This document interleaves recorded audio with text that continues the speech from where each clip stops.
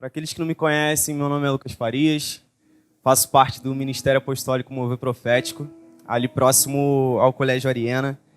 Queria agradecer desde já ao pastor Henrique, a toda a igreja pelo convite. Para mim é uma honra estar aqui, meu amigo Lohan. E eu creio que o Senhor ele quer falar algo com você nessa noite.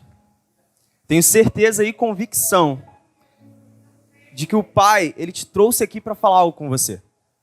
Então eu queria que nesse momento você prestasse 100% da sua atenção aqui. Nós adoramos ao Senhor, nós declaramos palavras de adoração a Ele. Mas nesse momento eu sei que o Pai ele quer falar algo ao seu coração. O tema desse culto é Sejam Fortes. E de cara eu queria pedir que você abrisse sua Bíblia em Joel 3.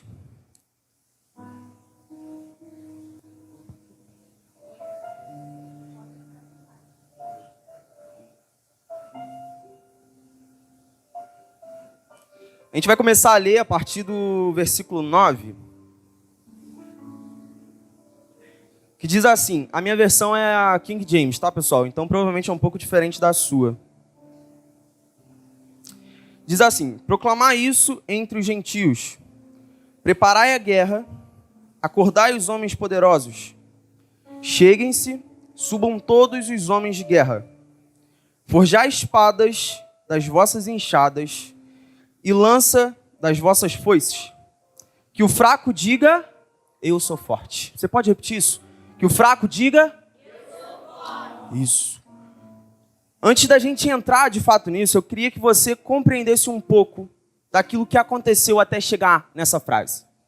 Onde Deus diz para o povo, para que eles dissessem que o fraco diga, eu sou forte.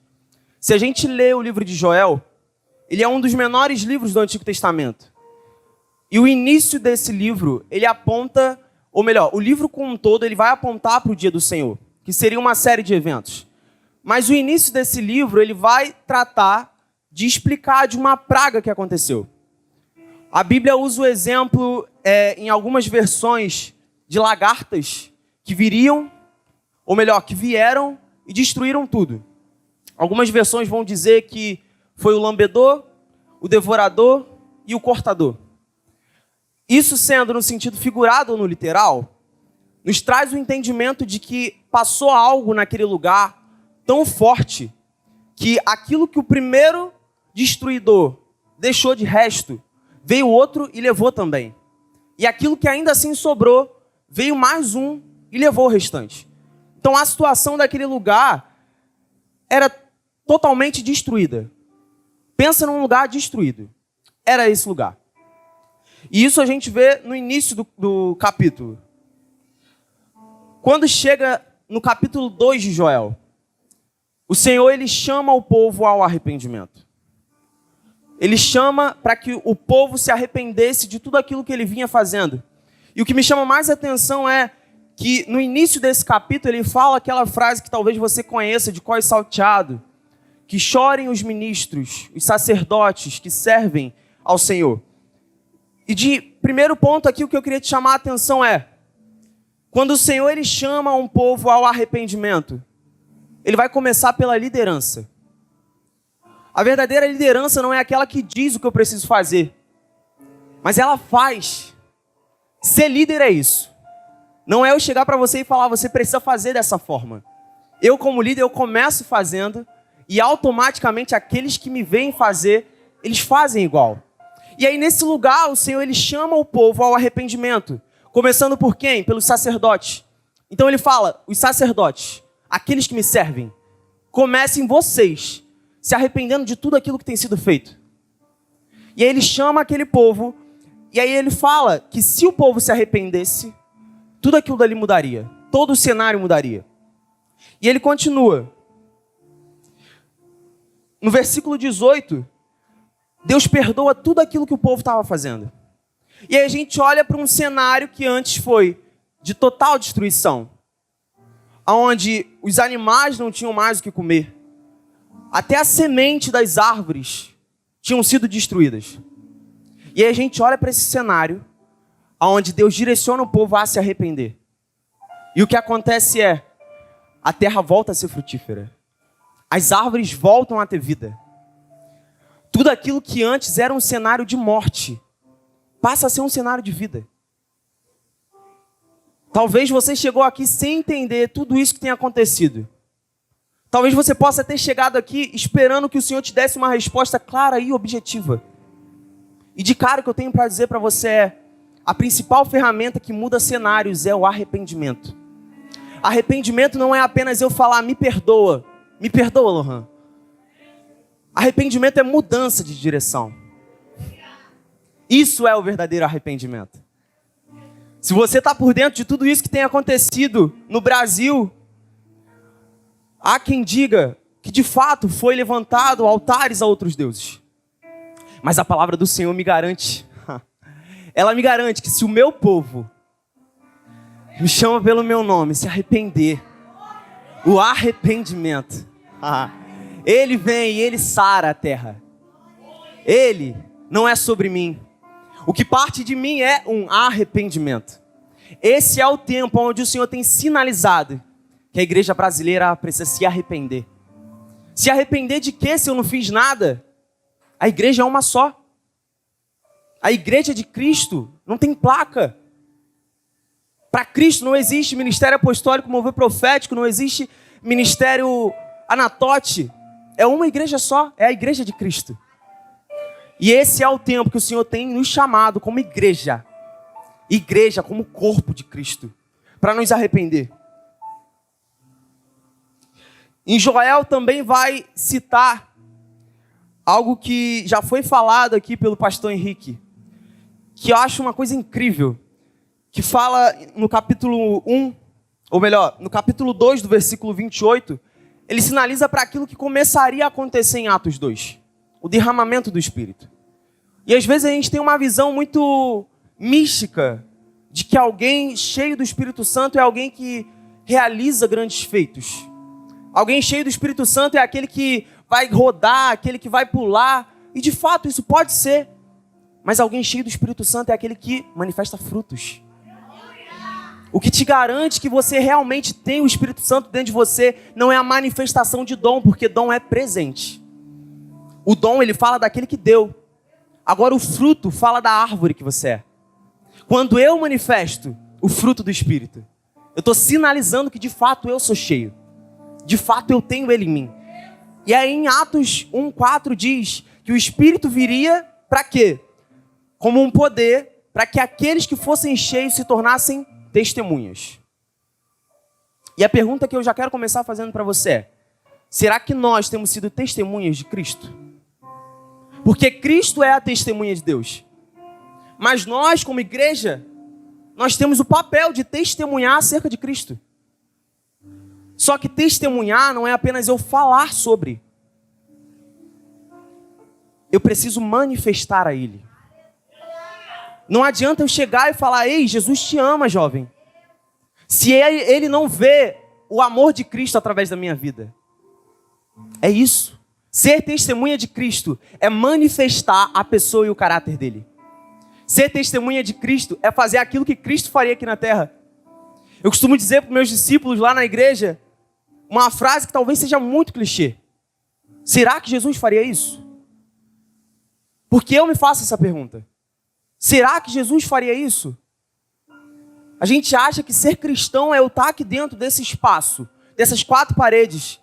Isso faz parte da comunhão com o corpo.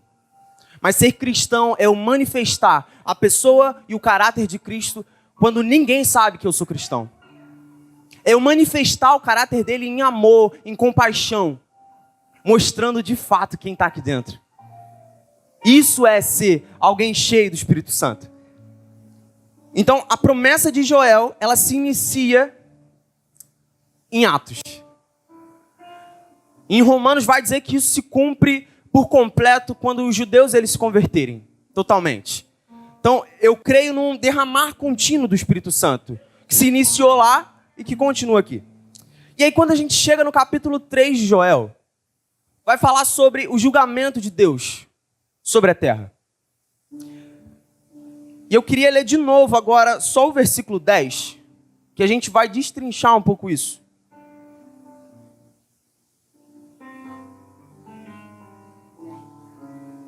Vocês estão aí, gente? Amém? Isso aí. O capítulo 3, versículo 10 de Joel vai dizer: forjai espadas das vossas enxadas e lança das vossas foices.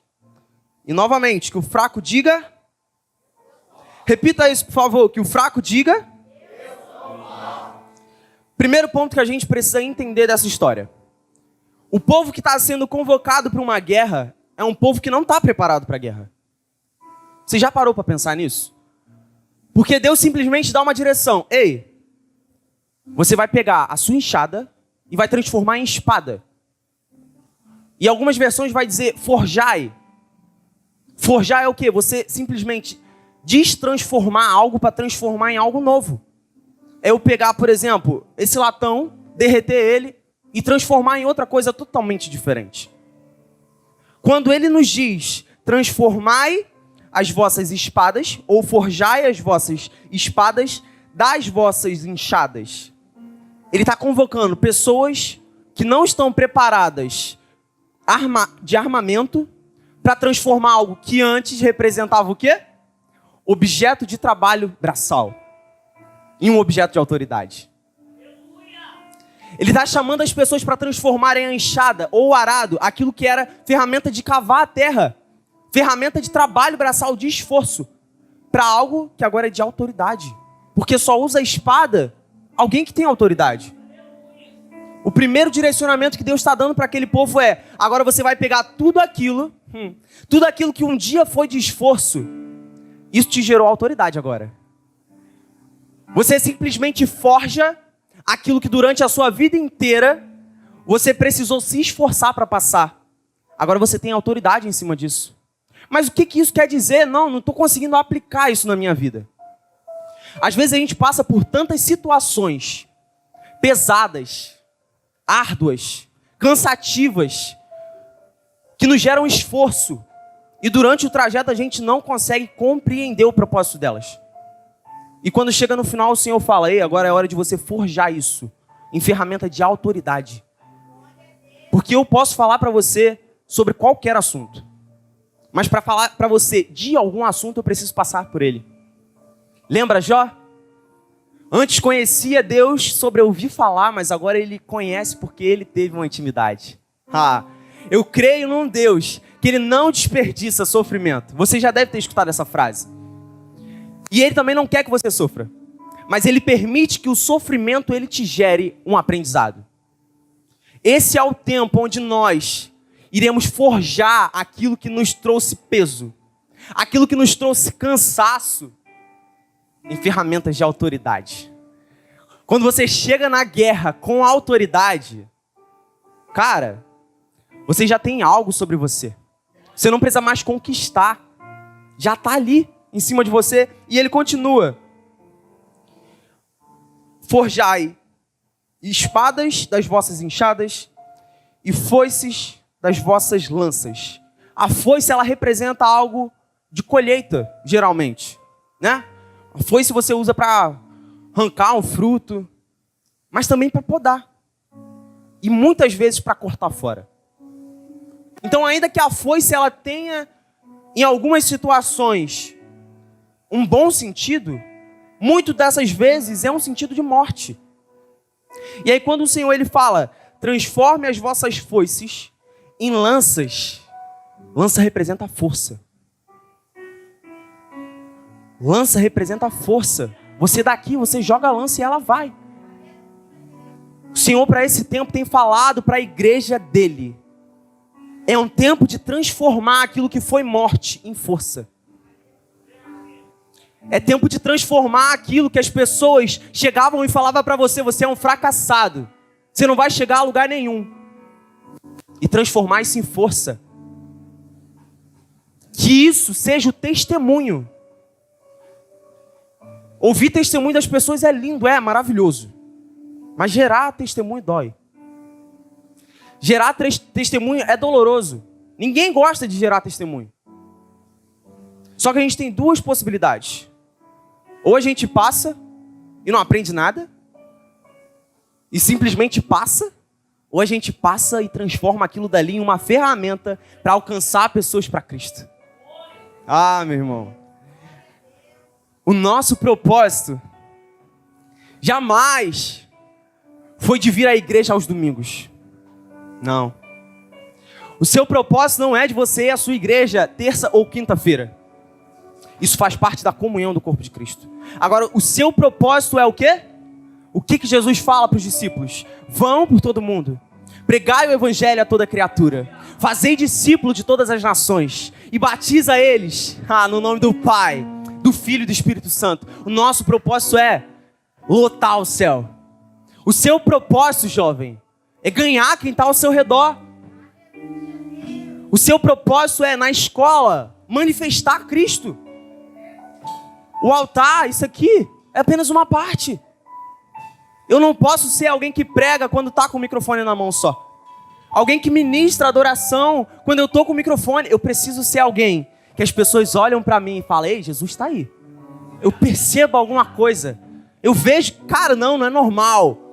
Não é normal. Todo mundo reclamando e murmurando. Mas ele tem algo diferente.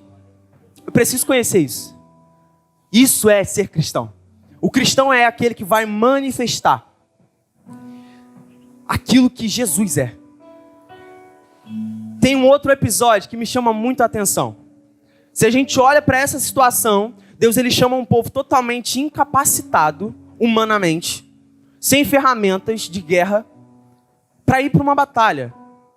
E ele manda o povo transformar aquilo que era ferramenta de trabalho em ferramenta de guerra. Certo? Quando eu olho para Pedro, eu vejo uma situação muito semelhante. Porque a Bíblia diz que Pedro ele era o quê? Pescador. Só que quando Jesus chama ele, fala o quê? Tu agora vai ser pescador de homens. Deus ele é especialista em transformar aquilo que antes para você era algo rotineiro, normal, de trabalho, em ferramenta para que a obra dele seja manifesta. Ele é especialista em transformar aquilo que talvez era a minha profissão em algo que vai ser um caminho que vai direcionar ao verdadeiro caminho que é Cristo. Ah, mas como que eu posso pregar se o meu trabalho é, sei lá, numa escola? A sua ferramenta é a escola. É você falar para as pessoas de Jesus quando elas estão passando por você. Às vezes as pessoas elas não entendem que o evangelho não é apenas você largar a sua vida, no sentido não de pecado, isso você precisa largar, mas no sentido de, eu não vou ter família, eu não vou ter profissão, eu não vou ter trabalho, para viver 100% para Cristo. Isso Jesus chamou alguns para realmente fazer isso. Mas a maioria é o quê? É você manifestar Cristo na sua profissão, na rua, no seu carro, dirigindo. Isso é manifestar Cristo. Vocês estão aqui, gente? Amém? Dá mais um glória aí.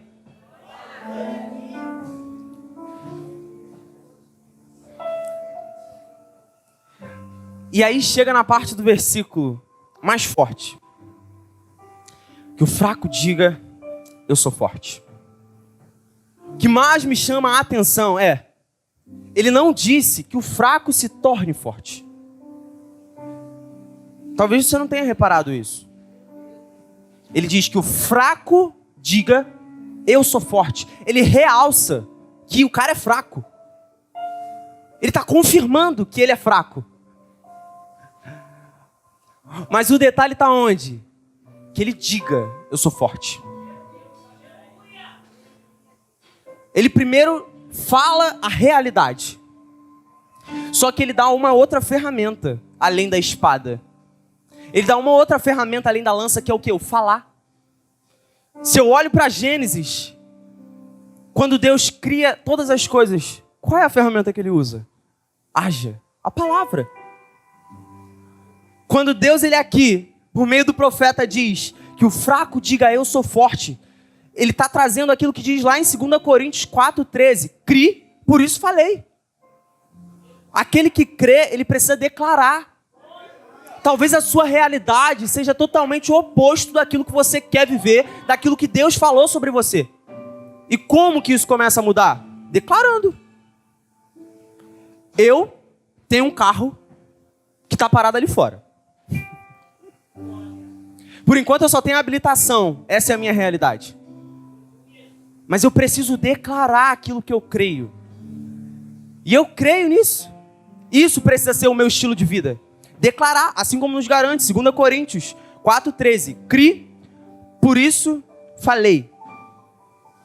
A mudança de realidade começa quando eu começo a declarar aquilo que eu creio. Nós, como igreja, nós precisamos começar a declarar aquilo que nós cremos. Algumas pessoas dizem que a Bíblia ela é um manual. Eu digo que não. A Bíblia é como uma bússola. Porque o manual, ele te diz exatamente como fazer. Se tu vai montar um móvel, ele numera todas as placas. E diz, prende a peça número 1 na peça número 2. Agora você pega a 3, prende na 4. E quando acaba o manual, você não tem mais o que fazer, tá pronto. Agora uma bússola não. Ela te mostra a direção em qualquer lugar que você estiver. A Bíblia é como uma bússola, porque mesmo aquilo que não está escrito aqui, ela me faz entender qual é o jeito que Cristo faria. Ainda que aqui não esteja escrito, ó, fumar é pecado. Eu entendo que é pecado e acabou. A Bíblia como uma bússola, ela não precisa me dizer todas as palavras. Precisas e cirurgicamente. Elas me direcionam a entender como que Cristo quer que eu faça. Você provavelmente conhece aquela passagem de Josué 1:9. Seja forte e corajoso, não temas, não desanimes, eu sou teu Deus. E a gente replica isso, é lindo. Esse versículo é maravilhoso. Só que às vezes as pessoas esquecem do versículo 8. O versículo 8 diz o quê? Josué, guarda as palavras da lei. Guarda elas. Mantém elas com você. Para que Josué fosse forte e corajoso, ele precisava guardar as palavras da lei. A condição que Deus dá para Josué é essa. Guardar a palavra. Só que aí, isso é o Antigo Testamento ou a Antiga Aliança. Quando eu olho para a Nova Aliança, eu vejo 1 João 2,14. Ele dizendo assim, eu vos escrevi paz, porque já conhecestes aquele que desde o princípio é. Eu vos escrevi jovens, porque sois... Não, repita comigo, porque sois... Isso. Porque sois fortes e a palavra de Deus está em vós. E a palavra de Deus está em vós. E vós vencestes o maligno. Cara, a palavra de Deus está dentro de você. Ele habita dentro de você. Hoje não é mais por visitação, agora é habitação. Se antes Josué precisava guardar a palavra do Senhor dentro dele, hoje ela habita em mim. No princípio era o verbo, e o verbo se fez carne. Cara, hoje por meio do Espírito Santo, nós temos a palavra dele dentro de nós. E aí o versículo continua. E a palavra de Deus está em vós, e vós vencestes o maligno. Você só tem força para vencer o maligno se você mantém a palavra de Deus viva dentro de você. Às vezes a gente se questiona e até cobra a Deus e pergunta a Deus, mas por que eu não consigo superar isso? Por que eu não consigo olhar para isso e isso não me machucar mais? Por que eu não consigo resistir a essa tentação? Cara, eu já consegui vencer tantas coisas, mas essa que eu não consigo. Você só tem força para resistir ao diabo se a palavra que é Cristo estiver viva dentro de você. Se ela estiver florescendo dentro de você. O problema começa quando às vezes eu apago Cristo. Você já viu aquela peça da cadeira? Coloca a cadeira, Deus assenta nela, Jesus, né? E aí ele pode tomar as decisões.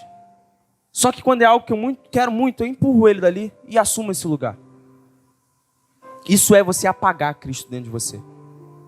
Cristo, ele não pode ter apenas as suas palavras. Ele precisa ter o seu coração. Ele precisa ter o seu tudo.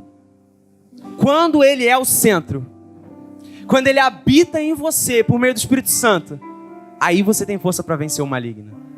Aí o maligno vem e tu fala: ei, Satanás, olha para mim daí de baixo, porque eu estou por cima com Cristo. A palavra nos diz o quê? Nós estamos assentados em Cristo, nas regiões celestiais. Sabe o que isso quer dizer? Hoje você briga com o diabo frente a frente se você quiser, porque ele te deu autoridade para olhar para o diabo de cima. O problema começa quando eu quero entrar numa guerra como um simples soldado, quando o general já subiu a minha patente. O problema começa quando eu quero entrar numa guerra batendo de frente com Satanás, sendo que a palavra de Deus já garante que ele é um derrotado, o fim dele já está condenado. Ele é o único que não tem mais salvação. E o que ele vai querer fazer? Te arrastar junto com ele. O que Satanás mais quer fazer é te levar para um lugar bem quente. Isso é o que o diabo quer fazer. E aí eu te pergunto, se para ter força contra o diabo, Cristo precisa estar vivo dentro de mim, como que anda o seu relacionamento com Deus? Como que anda a sua intimidade com o Pai? Intimidade com o Pai não é medido pela quantidade de capítulos da Bíblia que eu leio. É a quantidade de transformação que esses capítulos geraram em mim. Um ateu pode ler a Bíblia de capa a capa. Isso não gerar nele absolutamente nenhuma transformação. Uma pessoa pode rezar 100 vezes o Pai Nosso. Isso não gerar absolutamente nenhuma transformação nela. Agora, talvez uma oração de 5 minutos seja tão sincera ao ponto de você ajoelhar uma pessoa e se levantar outra. Relacionamento com Deus traz transformação. Relacionamento com Deus traz mudança. E aí talvez você deva estar aí pensando: tá, mas você começou falando sobre o livro de Joel. Você começou a falar sobre aquilo que a profecia estava dizendo. E o que tem a ver a guerra? Porque eu nem tenho uma enxada. Muito menos uma espada. Eu nem sei arar a terra. Se a gente olha para a nossa vida como cristão, a gente vê aquilo que diz lá em Gálatas 5,17. Que o apóstolo Paulo fala sobre uma guerra constante da carne contra o espírito. A maior guerra que nós vivemos é a sua carne querendo sobressair aquilo que o espírito diz. A maior guerra que nós vivemos é a sua carne querendo abafar aquilo que o espírito é. Ela sempre vai ter essa vontade. E aí a gente escuta: ah, coitadinha da carne, ela é fraca.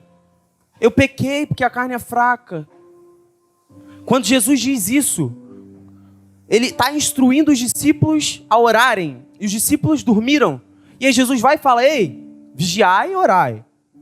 A carne é fraca, o espírito está pronto, mas a carne é fraca. A carne ela é fraca para tudo aquilo que convém ao espírito. Mas para pecar ela não é fraca. Só que, para que ela seja enfraquecida, o seu espírito precisa se fortalecer. Eu gosto de usar o exemplo de uma balança. Se você coloca mais peso aqui, é óbvio que isso aqui vai compensar. Vai estar, pesado. O nosso problema começa quando eu coloco mais peso na minha carne. O que é colocar mais peso? É eu alimentar mais ela. Então eu tenho tempo para o Instagram, tenho tempo para jogar bola, tenho tempo para as redes sociais, tenho tempo para conversa. Mas orar eu só oro 5 minutos porque o meu joelho dói. Cara, tua carne tá, com o bucho cheio.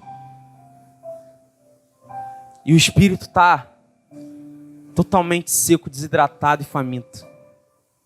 O espírito ele só vai conseguir vencer de fato uma carne que grita todos os dias querendo alimento, quando ele está mais alimentado. Quando eu me alimento do pão vivo, que é Cristo.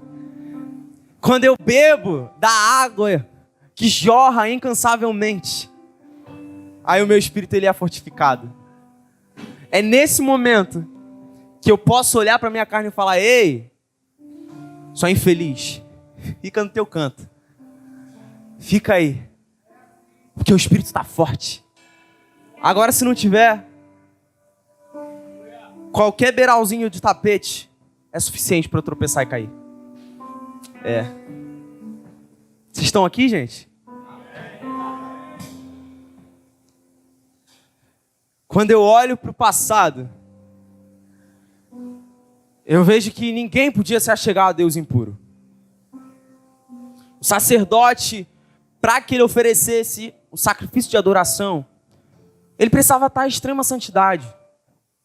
Ninguém tinha acesso senão ele. O problema é que às vezes a gente traz isso para a nova aliança e acha que eu não posso me achegar a Deus estando impuro. E aí o que acontece? Pessoas que não se rendem a Deus porque estão presas a vícios, presas às coisas, e dizem o quê? Quando eu largar isso aqui eu vou para Jesus. Se tu é essa pessoa, meu irmão, sinto te informar, tu nunca vai para Jesus. Porque se antes na antiga aliança a pessoa precisava estar santificada para se achegar a Deus, hoje eu entendo que só estando em Deus eu consigo me manter santificado. É Ele que me mantém puro. É uma vida de relacionamento. Vinde como estás, mas muda. Não é permanecer. Você pode chegar do jeito que você tiver. Quando as pessoas chegavam a Jesus, elas estavam endemoniadas, estavam em adultério, estavam com deficiências. Só que ao ter um contato com Jesus, elas eram transformadas. É isso. Para chegar, você pode chegar do jeito que você tiver. Mas Cristo, Ele te muda. Não espere mudar primeiro para se chegar a Deus. E é isso que você precisa passar para as pessoas. Para sua roda de amigos. Quando você fala de Jesus e ele fala: não, quando eu conseguir me livrar disso aqui, eu vou aceitar Jesus. Fala para ele: não, cara. Aceita Jesus para tu conseguir largar isso aí. Aceita Jesus porque é Ele que te capacita. A graça, ela é o poder que te capacita contra o pecado. Romanos 6,14 diz: porque o pecado não terá domínio sobre vós, pois não estáis debaixo da lei, mas debaixo da graça de Deus. Cara, a graça é o favor imerecido. A graça é aquilo que você não tem nada que você faça que você consiga pagar por isso. Não tem dinheiro que compre o favor de Cristo. Você tem a graça, mas não foi de graça. Cristo morreu por você. Isso é o que te capacita. É isso que te traz vida. E aí, Paulo fala uma frase muito legal. Ele diz, em 2 Coríntios 12:9, e ele me disse: a minha graça te é suficiente, porque a minha força se aperfeiçoa na sua fraqueza. Sabe o que é isso? Às vezes nós precisamos de fraqueza, de momentos difíceis, para reconhecer a nossa incapacidade. Porque isso aqui, sejam fortes, não fala de uma força sua humana, fala de uma força sobrenatural e extraordinária, capacitadora, por meio de Cristo. Quando ele diz: ei, fica tranquilo, a minha graça, ela é o suficiente para você. Porque quando tu tá fraco, o meu poder pode se aperfeiçoar. Aí que ele se manifesta. Sabe por quê? Quando eu tenho o controle de todas as coisas, eu esqueço de Deus. Quando eu posso fazer tudo aquilo que eu preciso, eu me torno autossuficiente. Quando, eu preciso, falar. Eu não tenho vergonha de falar. Beleza. Eu preciso cantar. Nossa, eu tenho uma voz bonita. Vou cantar. E aí tu vai, se tornando autossuficiente cada dia mais. Aquilo que você precisa, você tem. E às vezes Deus permite situações de fraqueza para nós entendermos que ainda assim nós somos dependentes dele. Ainda assim nós precisamos e nós não somos nada. Sabe o que é nada? N-A-D-A, nada sem a presença dele. Você pode ser aqui na terra uma pessoa de autoridade. Você pode ser aqui na terra um governador, um prefeito, um advogado, um juiz. Você pode ser o presidente. Sem Deus você continua sendo nada. Só que quando ele está em você, meu amigo, quando a presença dele habita em você, não tem nada que consiga te vencer. Cara,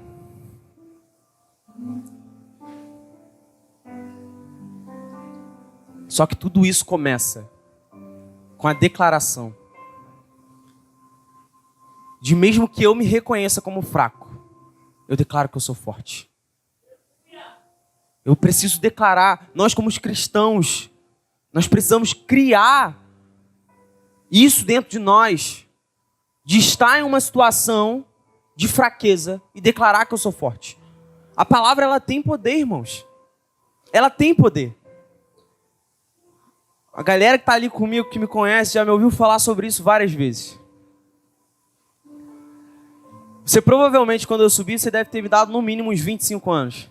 Eu acredito. A maioria que concorda? Os 25 anos? Tenho 20. A minha vida inteira, desde que eu me entendo por gente, eu falava o seguinte: o dia que eu fizer 18 anos, no outro dia eu vou tirar minha carteira de habilitação. Era meu sonho. E eu sempre falava isso, Lohan. O dia que eu fizer 18 anos, eu vou tirar minha habilitação, cara. Preciso tirar minha habilitação. Mas e o carro? Deixa eu ver, mas a habilitação eu tenho que ter. Que eu entendo que se a gente quer algo de Deus, a gente precisa se preparar para algo. Então, se a palavra do Senhor é que você vai para nações, você precisa começar a aprender os idiomas de lá. Isso não é responsabilidade dele, é sua. O meu sonho era o quê? Ter carro. Não tenho carro ainda fisicamente, mas espiritualmente eu sei que eu tenho. E eu sempre declarava isso. O dia que eu fizer 18 anos, no outro dia eu vou estar lá tirando minha carteira. Cara, eu fiz aniversário dia 13 de outubro. Dia 14 eu estava na autoescola. Tinha dinheiro? Nem R$1. Muito mal da passagem. Mas Deus fez. Ele faz. Quando nós trazemos a realidade. Eu preciso trazer a realidade. Mas eu não posso ter filho. Cara, bota a mão na sua barriga e declara: eu estou grávida. Eu não posso ter filho. Coloca a mão em você e diga: eu sou um pai. Mas eu não consigo pregar. Meu irmão, chega na frente do espelho, com o telefone assim, ó. Começa a pregar pro espelho. Começa a falar. Traga a realidade. Traga a existência. Aquilo que visualmente ainda não existe. Nós precisamos, cara. Jovens. Meu sonho é fazer faculdade. Comece a trazer isso à realidade. Comece a declarar. Meu sonho é ser arquiteto. Eu sou um arquiteto. Tá fazendo faculdade? Não. Mas eu sou. Pela fé. É isso que Cristo nos ensina. Ser forte não é só não ter momentos de fraqueza. Forte não é aquele que nunca vai chorar. Forte é aquele que reconhece a incapacidade humana. Se tu olha para Elias, cara, o homem orou, o fogo consumiu o holocausto. Os profetas foram todos consumidos pelo fogo quando ele orou. E aí chega Jezabel e fala: vou te matar. O que ele faz? Corre e se esconde. Mas o cara não era forte? Era. Ele era forte. Mas naquele momento ele teve fragilidade. Ele se esconde. E aí o que Deus fala para ele? Sai desse lugar. Sai. Por quê? Caverna não é um lugar de habitação. Às vezes a gente passa por ela. Mas quando a gente entra, a primeira coisa que Deus fala para Elias é o quê? Sai da caverna. As pessoas às vezes pegam isso para falar: não, estou no meu tempo de ficar na minha caverna. Meu tempo de ficar isolado. Não, você está no seu tempo de externar a sua fraqueza para Deus. De falar: pai, não estou conseguindo nisso aqui. Pai, eu não estou dando conta. Cara, ele é teu pai. Ele não é teu amigo só. Ele é aquele que te conhece, até aquilo que você não quer falar para ele sabe. Você pode esconder da sua mãe, do seu pai humano, né? Seu pai de sangue. Você pode esconder dos seus amigos, mas do pai, cara, não tem como. Porque antes de eu falar, ele conhece as palavras. Tem noção do que é isso? Só de tu pensar em falar, não vou orar sobre isso. Deus já viu que tu tá precisando daquilo dali. Força não vai ser ausência de fragilidade. Ser forte não é não ter momentos de fragilidade. Ser forte é reconhecer dependência de Deus. Nós começamos a ser forte quando nós entendemos que, assim como o versículo diz, fracos, digam eu sou forte. Eu reconheço primeiro a minha incapacidade, a minha fragilidade, a minha deficiência, o meu problema. Aí eu falo, não, eu sou forte. Pela minha força natural? Não, porque meu braço é fino a beça. Mas pela força de Deus. Essa é uma noite onde você precisa expor para o Senhor a sua fraqueza. Essa é uma noite onde você precisa mostrar, pai, aqui ó, tá machucado, a calça tá tampando, mas tá machucado. Pessoas já oraram por mim, mas continuam machucado. Isso é força. Mostrar para ele que você depende dele. Força não é ter uma roupagem, assim como Golias tinha. Aos olhos dos outros, Golias parecia o quê? O cara. Armadura, capacete, tinha uma botinha de ferro, eu acho, né? Ou de aço. O cara perante as pessoas, ele era forte. Mas a força estava em quem? Em Davi. Aquele que as pessoas não davam nada. Vocês estão aqui? A força estava em Davi, porque Davi tinha algo que não era comparado a uma roupa. Não era comparado a uma couraça, a um capacete. Era a força de Deus. A pedrinha foi uma ferramenta. Mas a força era de Deus. O Senhor tem chamado uma geração de pessoas fortes. Pessoas que transformarão enxadas em espada. Aquilo que foi esforço em autoridade. Uma geração de jovens que transformarão um passado de abuso, de agressão, em testemunho, em força. Aquilo que antes era morte, agora é vida. Por quê? Tu é a fonte? Não. A fonte habita em você. Não é nunca sobre mim. Não é nunca sobre o pastor Henrique. É sobre aquilo que está dentro dele. Ele é só um canal. Ele é só aquilo que, impulsiona. Mas a verdadeira fonte, essa nunca jorra. Essa nunca seca. Só que para que as minhas forças sejam revigoradas, preciso mostrar ao Senhor onde está doendo. Sabe uma árvore? Quando você precisa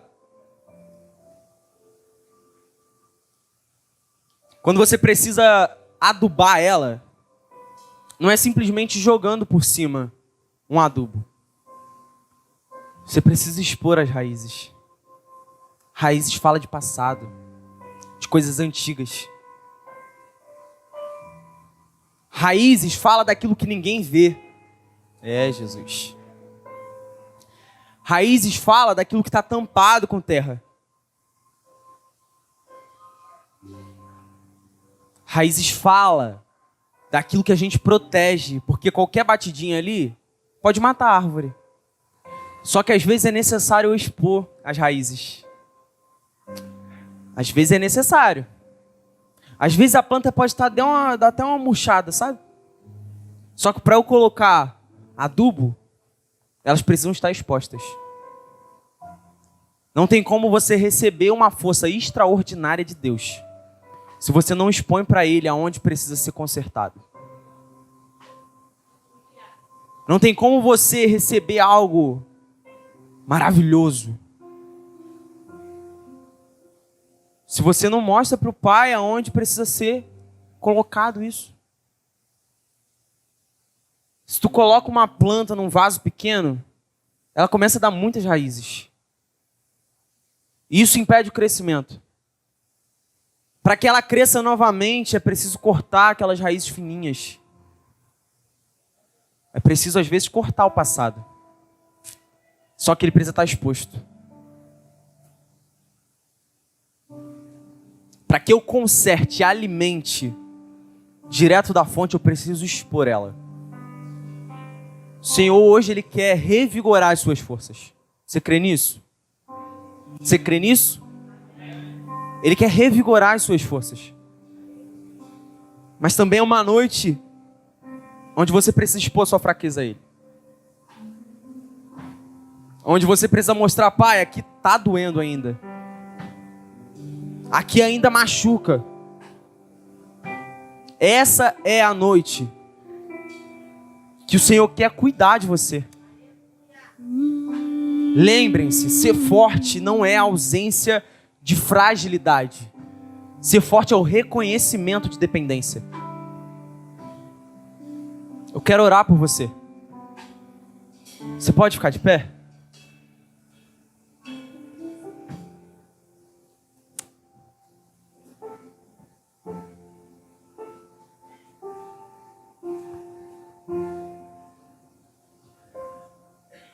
Essa é uma noite de cura. Essa é uma noite que o Senhor Ele quer curar corações.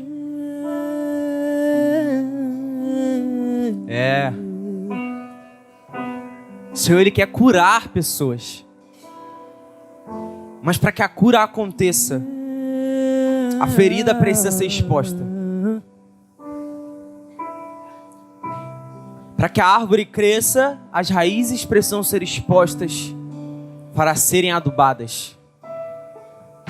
Para que você seja forte, você precisa mostrar para Ele a sua fragilidade. Mostra para Ele a sua fragilidade. Mostra para Ele aquilo que você ainda não conseguiu vencer, aquilo que te gera dor.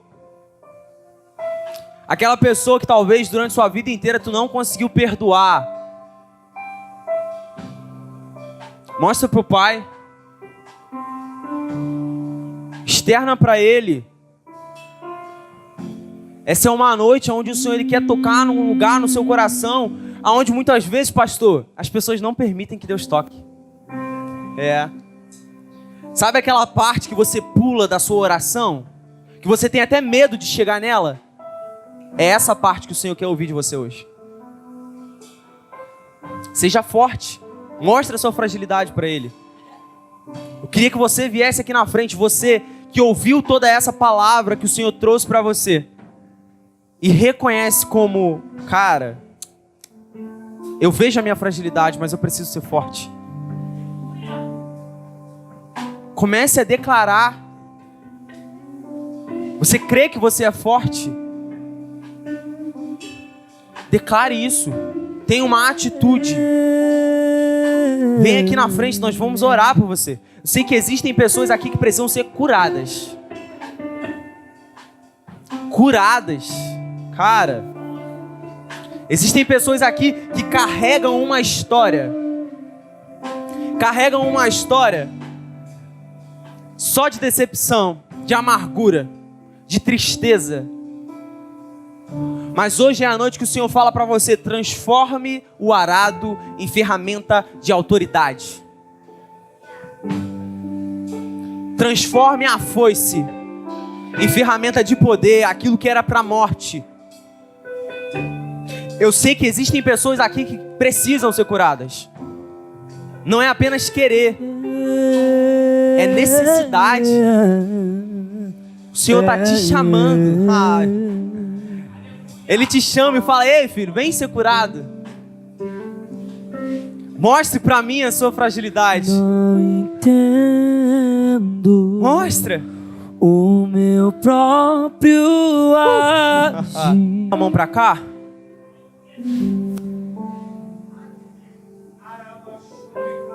Eu não sei você, mas eu vejo tantas pessoas fortes aqui.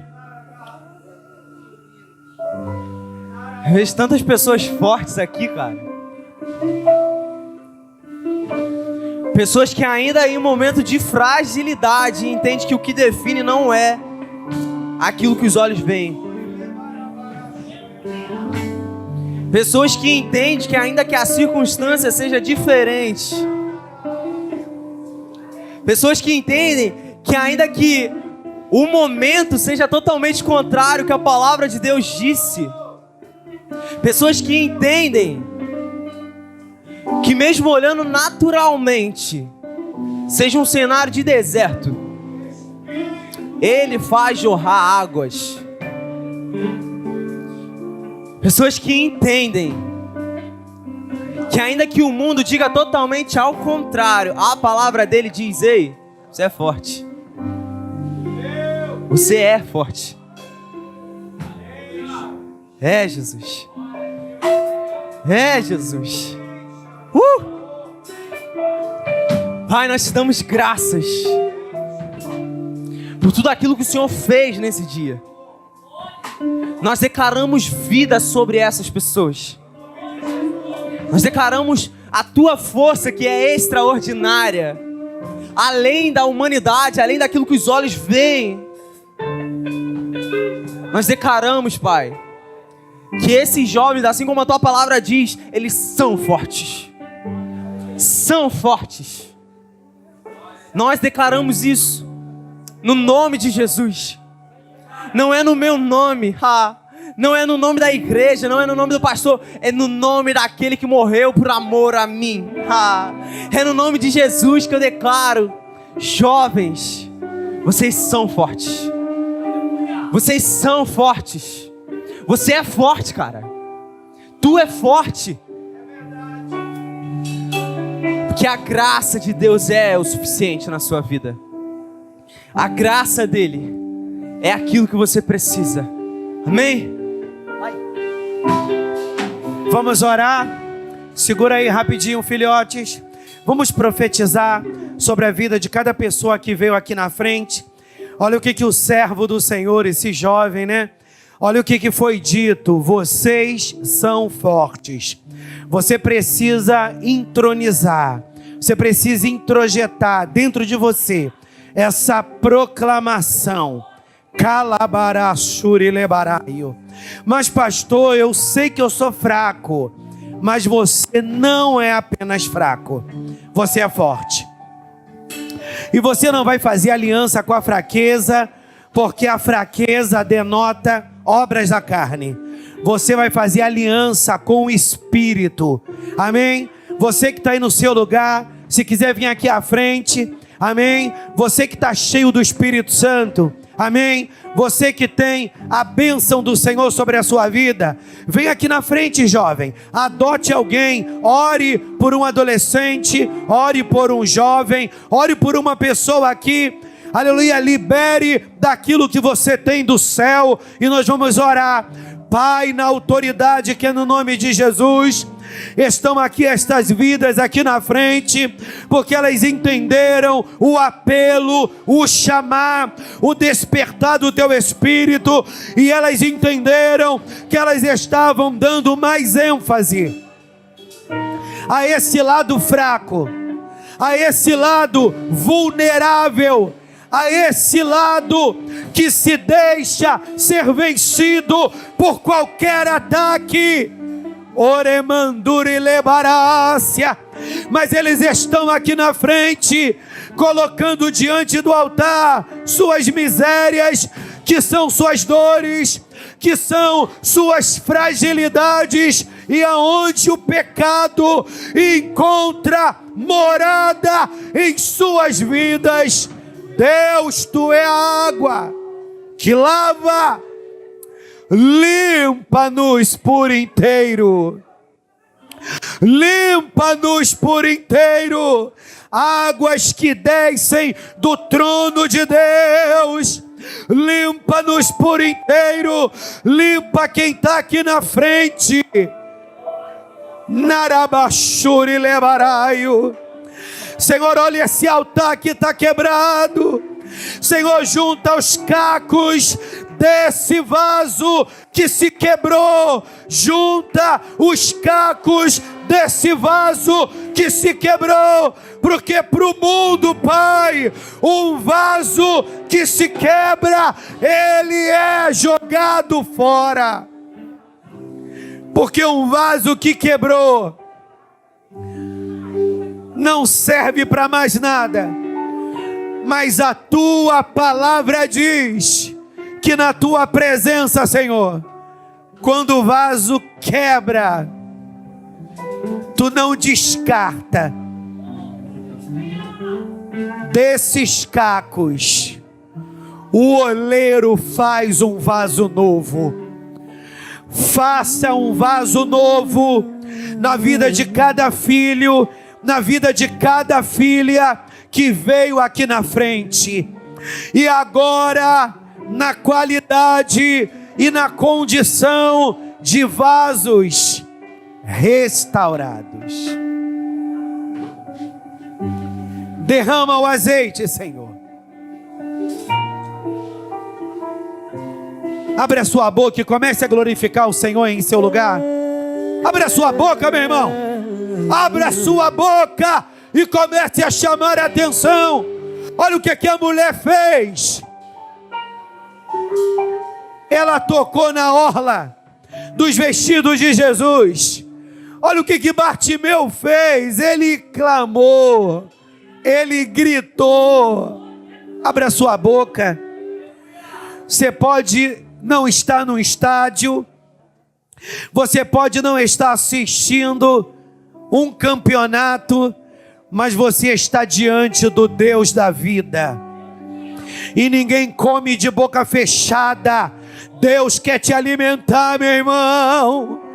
Espírito do Senhor muda o cenário, desfaz as maldições, joga por terra toda ideação suicida.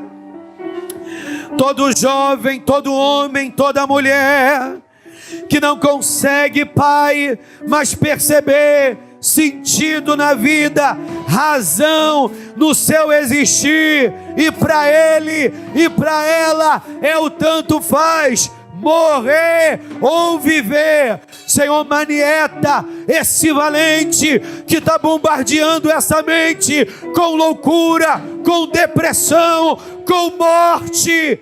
E hoje dá-nos vestes novas e nos faça entender que somos fortes. Diga comigo: na autoridade que há no nome de Jesus, eu tomo posse desta proclamação. Em Cristo eu sou forte. Em Cristo eu sou mais que vencedor. Faça barulho, celebre a Deus com as suas palmas.